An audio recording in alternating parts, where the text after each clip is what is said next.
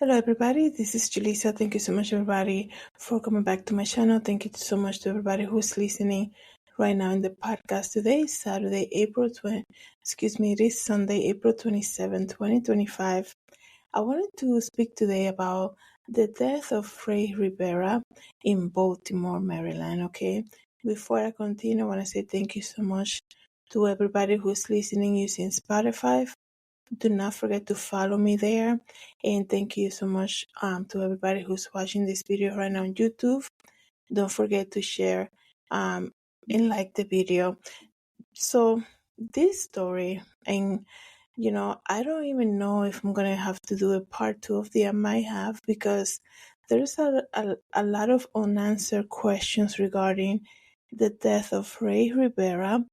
And this happened in 2006.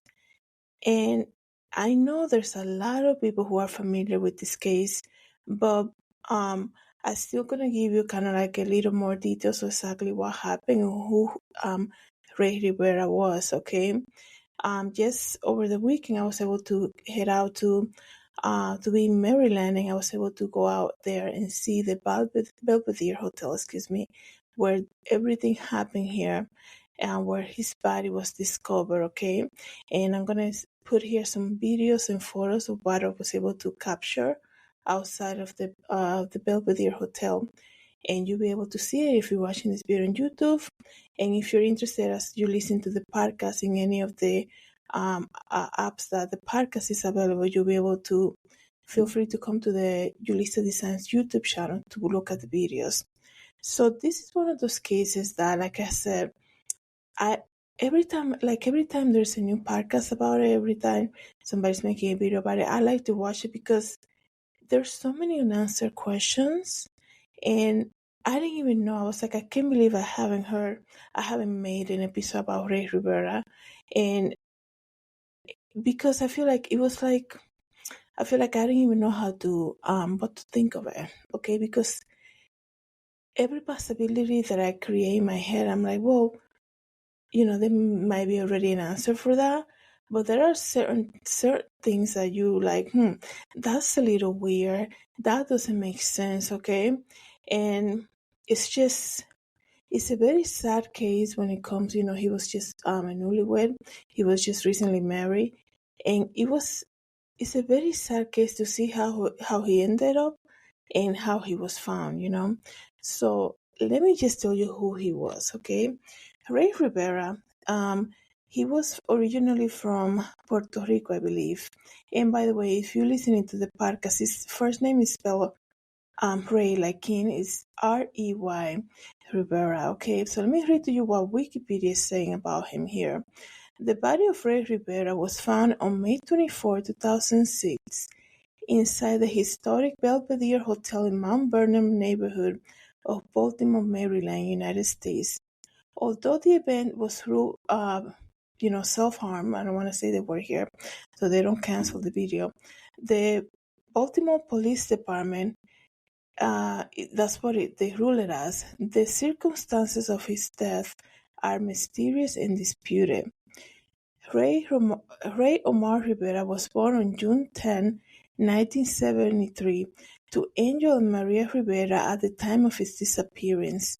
Rivera and his wife Allison had relocated to Baltimore from California to work for his longtime friend, publisher Porter Stansberry, as a writer and a videographer for the Stansberry investment company, Stansberry and Associate Investment Research, which was a subsidiary of Agora Publishing.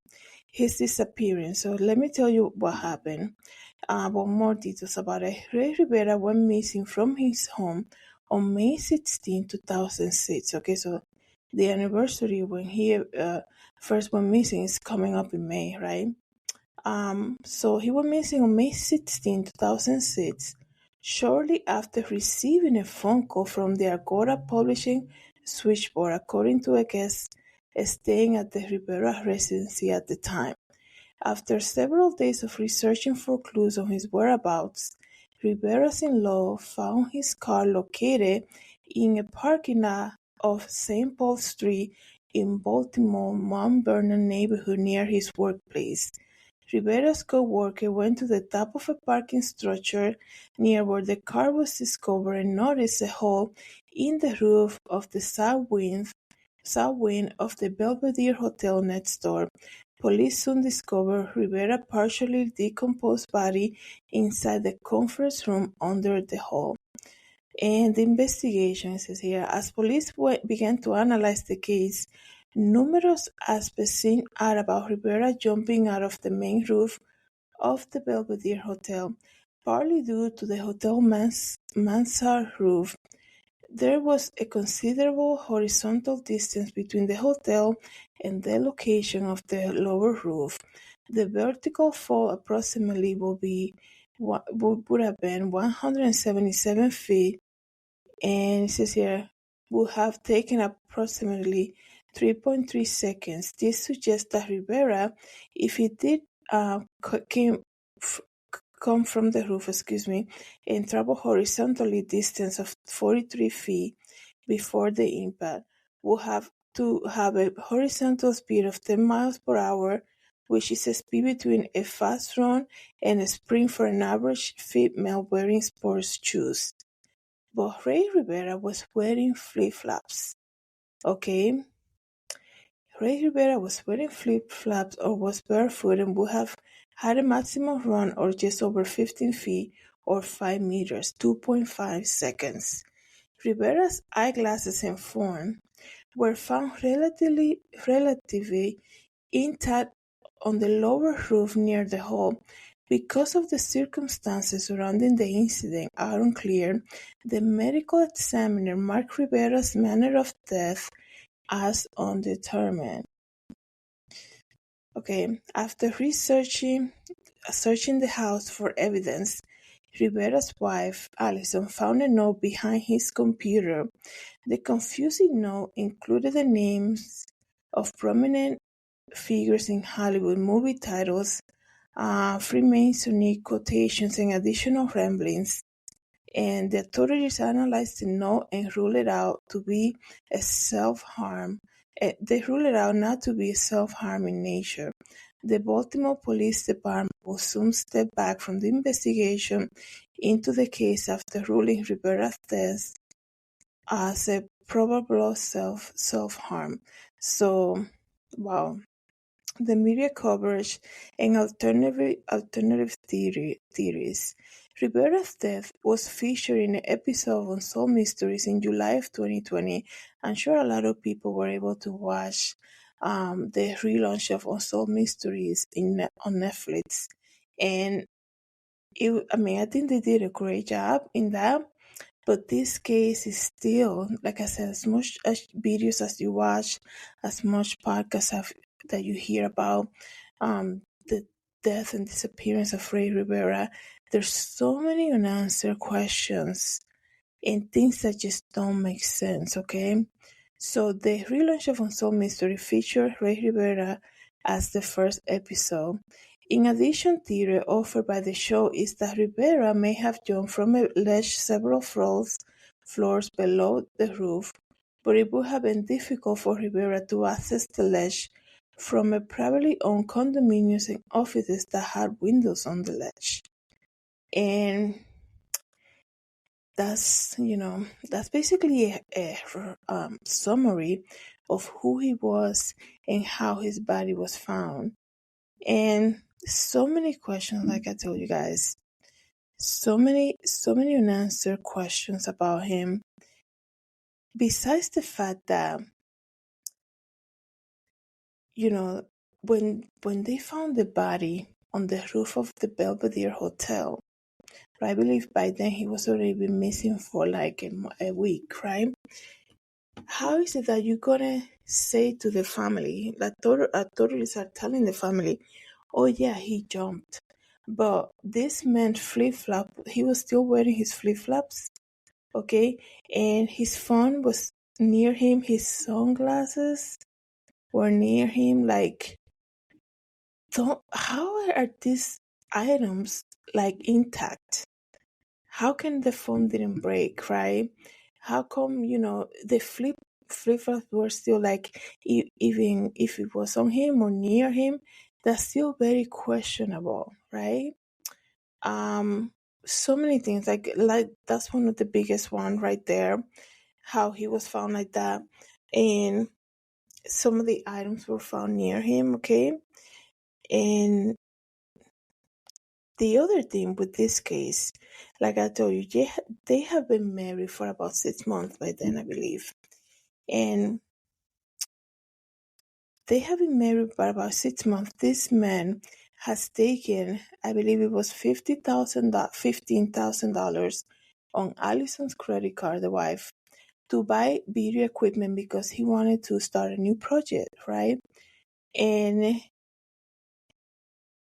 when you don't just, I don't know, I mean, being a content creator, like when you buy something to make what you like to do, like a camera or a new light or new computer, you look so much forward to using that thing to do what you like to do, right? And you don't spend $15,000 buy this equipment. He was renting out a studio space, right? To create this new project. And just out of nowhere, you're going to be like, okay, I'm not doing this anymore. I don't like this. And then he's going to go off and jump off, right? That doesn't make sense. When you create things, like I said, like myself, like even me creating clothing, like when I buy new fabric, I cannot wait to get started, right? Because it's like, man, this is gonna make me create what I envision in my head. So I cannot wait to start making the pattern, cutting the fabric, and doing all these things. For him to have recently spent that much money as a cash advance on a credit card or on his wife too, and him being a Latino man, protector of the wife and all of that, he's not gonna use his the $15,000 was definitely investment in his part, in my opinion. It's a sacrifice investment, kind of like, okay, I know it's a lot of money, but if this equipment will make the videos that I do so great, so I'm gonna take the risk and I'm gonna go do that. But that's the thing, like he's not gonna do all of this, especially knowing that if something happens to him, like she gets the burden, his newly wife, right? She will get all the burden of the debt and dealing with a funeral and all of that stuff. Those are things, that I will believe a person who is just starting a new life, right, will consider. Okay, I think it's just crazy. I know everybody's different. People have different ideas, but he's very protective of his new wife, obviously, right? He's very protective, and there are many things that you can see that he was. So another thing about this case is that there are things that you look at it. I know he was good friends with Porter Stansberry, which I don't really know much about him. He was the one who basically said, hey, come to Maryland, come to Baltimore from California. I can give you a job where I'm working or with these companies that I built. Okay, so they moved from California to Maryland. They buy a house in Baltimore, and they're like, okay, he's going to go work with his friend, right? And we'll see how it goes. In life, sometimes you try to something, and sometimes they work, sometimes they don't. That's just life. But you never know unless you give it a try, right? Apparently, Allison was saying that that Ray was not really liking the job that his friend had for him. He was not. He was doing it, they bought a house and all of that. One of those jobs that you cannot take just to pay the bills until you find it's something that you really like doing. He was doing all of that, but he really wanted to, eventually move into doing what he likes to do, the videos, writing scripts, right? Trying to make movies and sell his scripts and all of that. So he was still working with his friend, that's the reason why they moved from California, but he was just kind of doing it. It wasn't really his thing, right?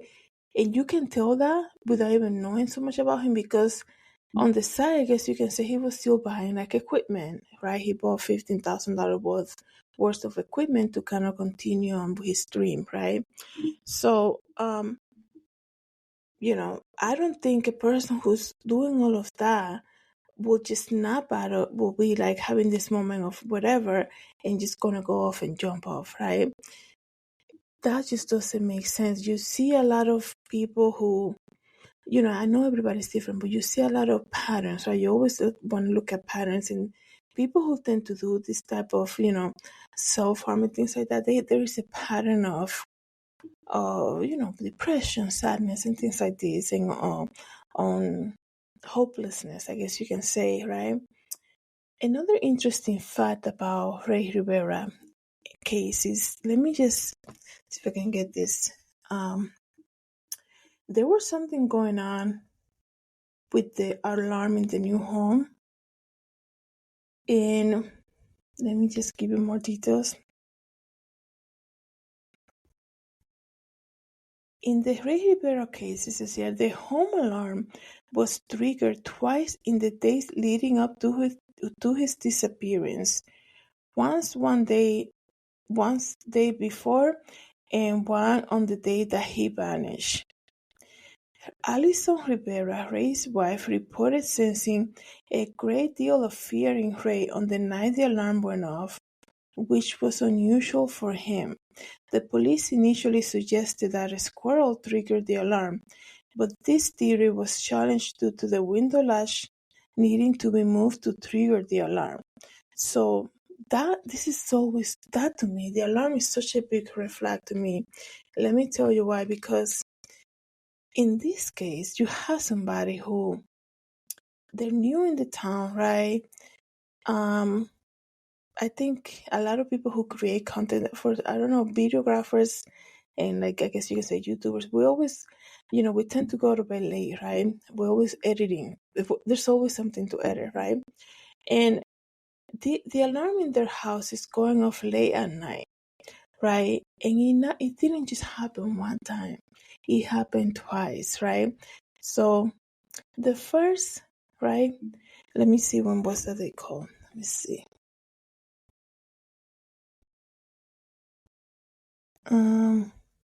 It says right. The first alarm.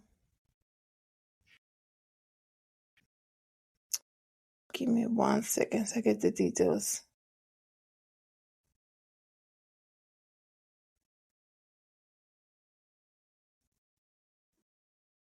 So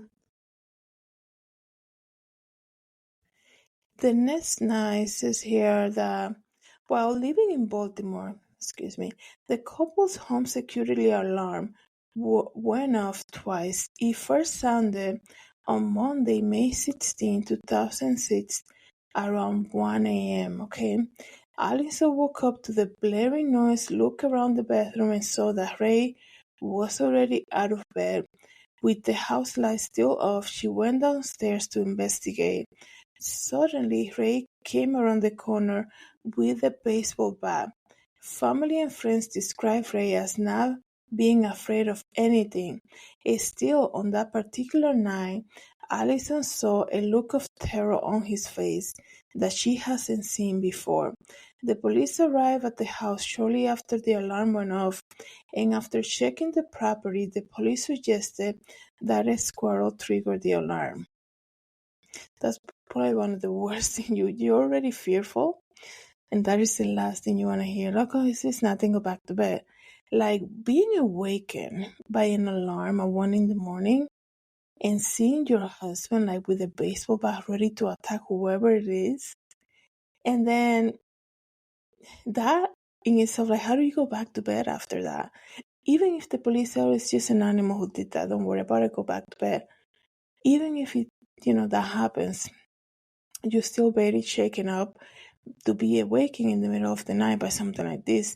And Alison said, particularly the wife said, I have never seen that look of fear in his eyes, right? So he was definitely sensing something was going to happen to him. But anyways, so the alarm goes off. Okay, the police say it's an animal who set it up, nothing to worry about it. Later the same morning, Allison on the same day, right, had to leave. No, excuse me. So that was the 15th on Monday. May 16, the next night, right after the first alarm went off, on Tuesday, May 16, around 1 a.m., the couple's home alarm was triggered for the second and final time. Ray looked even more terrified the night before. Allison realized one of their living room windows appeared to have been tampered with from the outside. The police came to Rivera's house and once again suggested an animal set off the alarm, and the alarm was never was triggered again. So imagine the first shock of the alarm going off, and then it happened the next night. Like, wouldn't you be all nervous already? You will be like all nervous already and expecting, you know how the minute you wake up at one time during the course of the evening, I guess the overnight hours, you wake up one time, and for some reason our body time changes so quickly, and it's expecting you to already be awake. And if you wake up at 3 in the morning, just randomly one day just to use the bathroom, the next day you cannot do kind of like the same thing. It's so weird. And imagine you're like expecting, okay, the alarm is going to go off. Is that, I feel like, you're looking out to see what's going to happen, or you're trying to catch the animal, right? Because you don't want to be awakened like that, right? I don't know, but I would be so nervous, right? Just wait. The shaking off of waking up like that with the alarm going off, that's a shaking up in itself. And the fact that they had to call the police is also very terrifying, I think. Not that they call the police, but that they have to wait for them and tell what happened, all of that, going through all of that, you know. So the second day that the alarm went off, in that morning, May 16, Allison had to leave for a multiple-day business trip to Richmond, Virginia. Ray made Allison breakfast and walked her to the car as she drove away, okay? So that was the last time, right? That was the last time they saw each other. But before she left for her business trip, the wife, Allison, Allison tells a story how she's a runner. She normally will go to the track to run, right? On a regular basis. And Ray will never come with her, right? But it seems as though, excuse me, but it seems as though like that day he wanted to go with her, right? Like when you're so used to doing your thing on your own, and then people are like, I'm coming with you. You're like, why? Why are you coming with me? Like, I got it. You don't need to do that. And then, no, let me just go. And you're like, oh my gosh, what's happening? Why don't you just tell me what's going on? Why you want to, accompany me everywhere? So he went with her as she was running the track, and he sat on the bleachers, right? And Allison is saying how one man randomly just showed up and started to approach her, wanted to kind of like talk to her, and Ray, when he saw that, he immediately walked towards them, right? And kind of like, it started talking to the man like, what, I'm assuming she didn't say this, but I'm assuming just kind of questioning, like, what do you want? What are you doing here? What do you need? That's the behavior of somebody who's a little paranoid. It's almost like it's the behavior of somebody who knows that people are after him. It's that simple. That is the behavior of somebody who has been warned, perhaps, of somebody who has been threatened. I mean, your alarm in your house is going off overnight hours, right? And then you see this man randomly appearing as your wife doing her regular thing in the truck, like going for a run.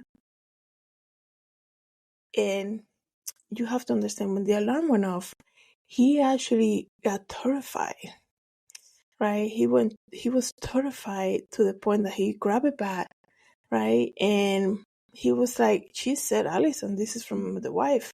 She said, I had never seen him so scared as he did that day. So I feel like there was something that he was aware of that he had not shared with her. So That's why she was so easily able to pick up this strange behavior on his part, wanting to go with her to the track when he never does, right? Um, Getting the bat and looking so fearful when the alarm went off, right? It's just like she's like, oh man, he's acting a little strange, right? He's acting a little strange, but I'm looking at my time to see if I have enough time to record this whole video. But like I said before, you everybody, I might do a second part, okay? So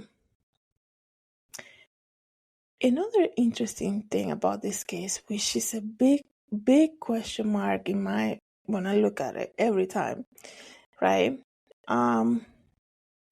Later that afternoon, so Allison left for a business trip, but later that afternoon, one of Allison's co-worker, her name is Claudia, arrived at the house to spend the night, and she got there sometime between 4 p.m. and 6:30.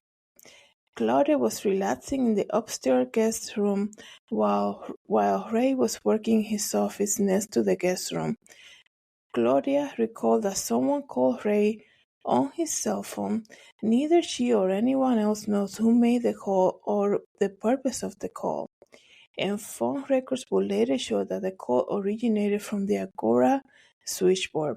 Agora is the company that his friend Porter Stanberry owned, right? They were working there. So, okay.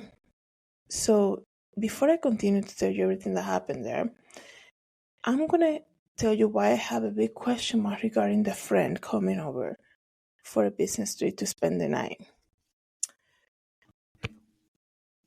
Gloria, the friend. What? What is that? You're gonna tell me that Allison's friend, Gloria, is comfortable enough to stay in the house of her friend Allison while she's not there and her husband is there? That is just, I don't know. I would never do something like that, right? I don't care how much expensive the hotel is. I would never do anything like that. And that's just like one thing. Hey, Claudia, you still coming to my house? Oh, yeah, I'll be there. I'll stay there. But FYI, Claudia, the alarm has been going off twice already this week. We have no idea what is setting it up, but if the alarm goes off, you should call the police. You should do this. If I'm Claudia, I'll be like, I'm good, thanks. Like, there are things that you have to kind of like pay attention to. Like if you have a business trip and you want to stay over your friend's house, but your friend is saying, you know what, Claudia, I'm actually not going to be here when that happens, but if you still want to come, you can still come. That, just knowing that your friend Allison is not going to be there while you go there, why even go there anyways? It's just not like, it's just not convenient. It's not like it would not look right for you to be there while your friend is down there. So even if the husband is there, like, because the husband is there by himself, like, that's the thing. You shouldn't even continue with those plans, right? Because don't you, when you plan it, stay away with somebody, you call them, hey, can I stay in your house? I'm going there for a business trip. Oh, you know what? Actually, I'm not going to be here that weekend. But you can still come. Oh, no, that's okay. That's okay. I was just wondering if I could do that. Why would you stay there knowing that your friend is not going to be there? Wouldn't you feel uncomfortable? I think I have so many questions for Claudia, the friend. I mean, the fact that we don't even know what she looks like, or we don't hear like her interview. And you know why I have a lot of questions about her? And this is, I probably have to do a second, but I will, correct? Because I have so much to cover on this case. Like, why? She's the last person who saw Ray. Why would you persist, right, to continue to go and stay at your friend's house knowing that your friend is not going to be there. And like, do you know that the alarm has been triggered twice in a row in the same week? I would be like, oh, it looks to me like there's something going on. I'd rather not stay. I would be you're shaking up at the alarm going off over overnight hours in your own house. Imagine at somebody else's house. You don't know how that, you don't know the system. You don't know how to disarm the alarm. What if Ray one day wanted to go out with his friends and come back late and the alarm goes off? Do you know the code? Do you know what to do about it? What would you continue to go on with this I want to stay at your house trip? Well, she's not even there.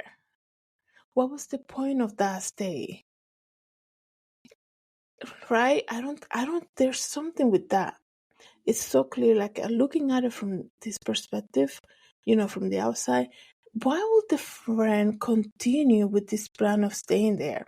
Because if you, like I said, if you call your friend and say, hey, I'm going to be there the weekend, can I stay at your house?